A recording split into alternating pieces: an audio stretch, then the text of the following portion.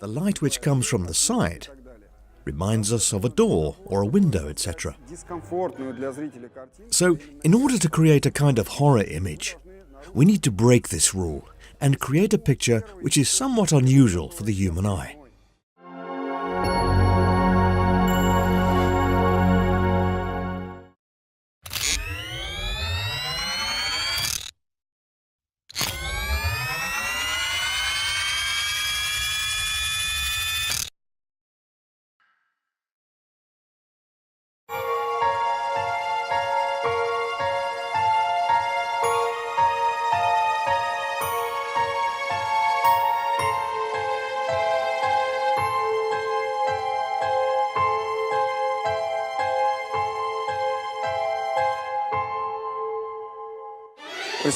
We're now moving on to the second part of our show. This time we want to make something more dramatic, a kind of horror effect. This will be quite difficult, as we won't be using any decorations or scenery to create the atmosphere. It would have been much easier for us to simply find a dark, dank cellar, let an eerie moonlight shine through the window, and have everything covered in dust. Well, as it is, we have nothing like that. So we'll work solely with the light, which is the only thing we can modify. Therefore, let's think about our visual perception of the world. In other words, how we usually see it. Generally, the most conventional picture would be the one where the main light comes through either the top or from one side. We are accustomed to observing the world like this, because we associate the light from the top with sunlight. Equally, the light which comes from the side reminds us of a door or a window, etc. So, in order to create a kind of horror image, we need to break this rule and create a picture which is somewhat unusual for the human eye. To do this, we'll place the first and main light in the front, and we'll light from bottom to top. Let's start. We have placed the hard light device with the diffuser from the previous shot low down and right in front of the model, so as to light from bottom to top. Now we'll turn it on and see what we get.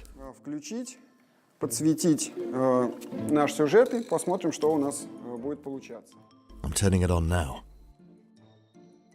Well, let's see. I think the direction is fine, but we don't need the diffuser here. It makes the image too glamorous, so we'll be more drastic and take the diffuser away and leave just the hard light on her face. Let's give it a try. We'll dim the light somewhat. And I think now the image has become more dramatic, so we have achieved our goal. However, there is one disadvantage. As you can see, when our model looks straight ahead, there is now a shadow right on the bridge of her nose. This is due to the direction of the light coming from bottom to top. We can avoid this by raising the light a bit higher. But then we would lose the atmosphere that we've created. So instead, we'll simply ask Marcia to lower her head, but still look up into the camera. In this way, we'll solve the problem. Moreover, this is a problem only because we are lighting for a portrait. If, for example, we were shooting the same story in a more realistic atmosphere, everything could be different. Maybe we would want to have some awkward shadows or rather strange flares in order to make it more realistic. But this time, we'll just sidestep the problem. So now we've set up our first light source. But I think there's not enough detail yet. Let's try to add some more elements to the picture. It wouldn't be a bad idea to define the shape of the head, so a backlight source would be what we need.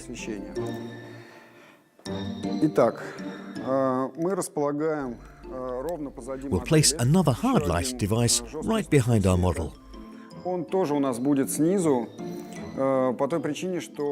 Again, low down, as I think that all the main light should be from bottom to top. We'll turn it on now and see what happens. We'll have to dim it somewhat.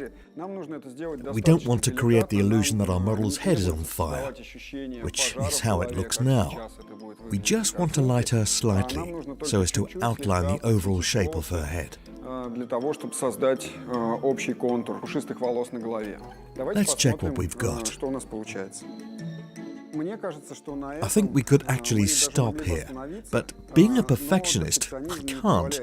I just want to add some odd little detail, which will make our portrait something special, and not just an academic lighting lesson.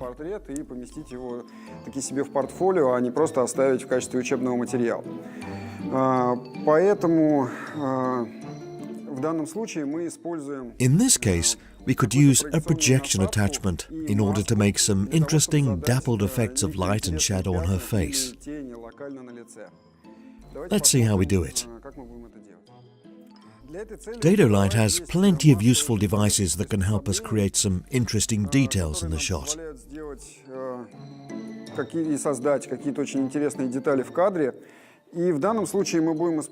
This time, we'll use the optical projection attachment called DP1. It has a camera lens, a focusing lens. We can use the glass and metal masks to make the dappled light and shadow effects that we're looking for.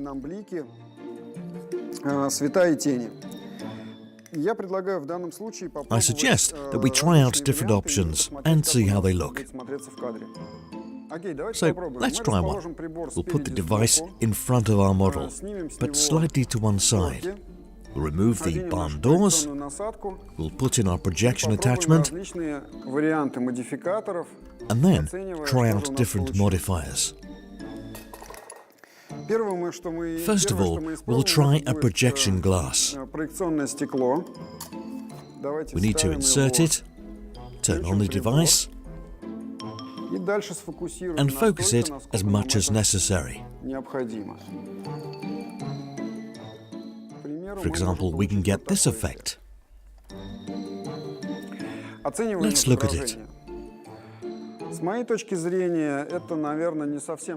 I think we've got something too regular and mathematical for our dramatic image.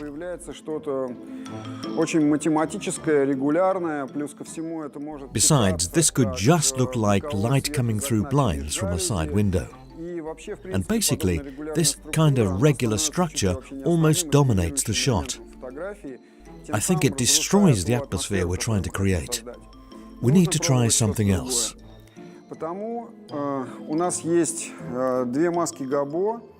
We have here two gobo masks, each with a different structure.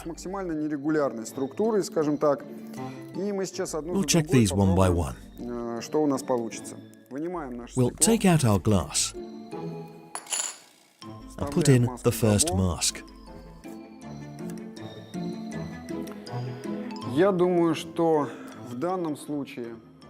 I think in this case it needs to be vertical and a little more unfocused. Let's see now. Well, I think it makes the shot more interesting.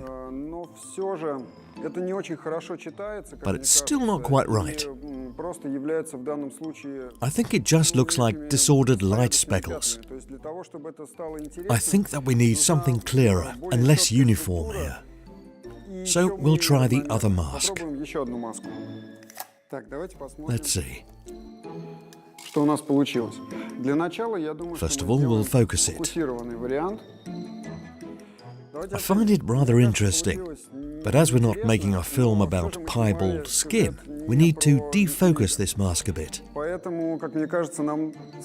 Zoom in a little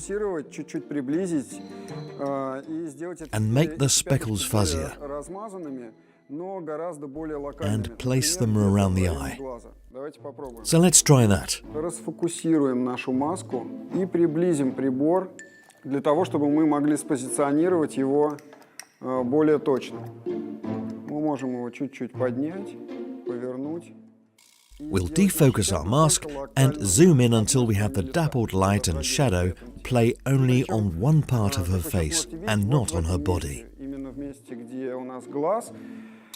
Now you can see that we have one of the shadows here, right near the eye, just like a sort of light tattoo around the eye.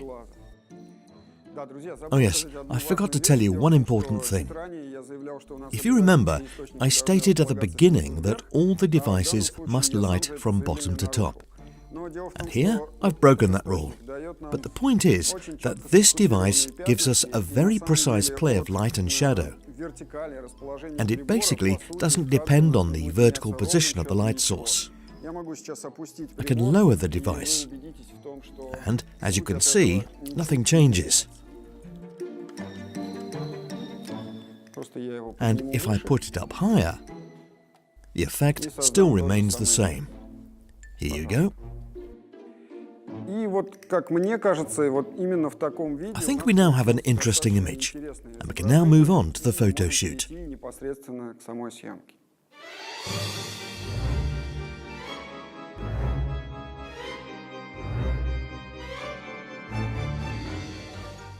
Finally, let's have a look at the overall picture and remember how we set up the lights.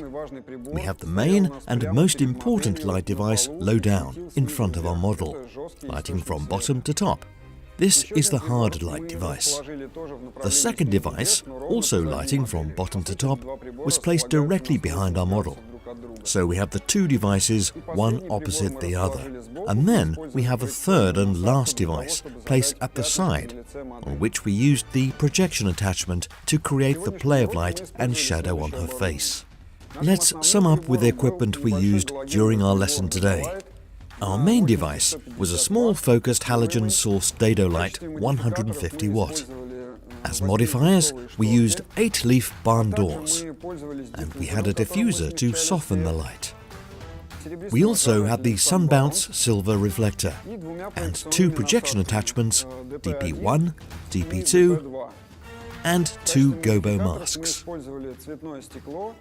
И 2 маски гобо.